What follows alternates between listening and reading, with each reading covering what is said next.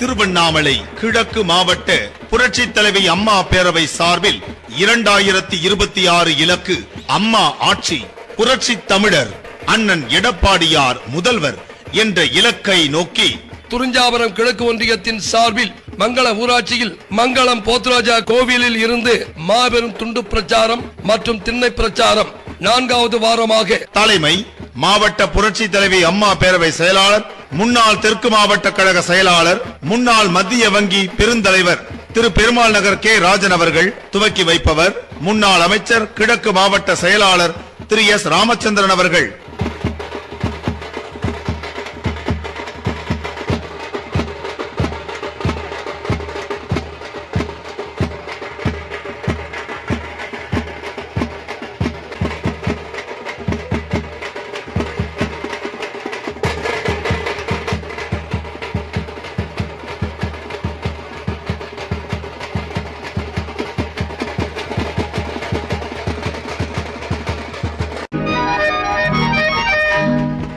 நான் உங்கள் வீட்டு பிள்ளை,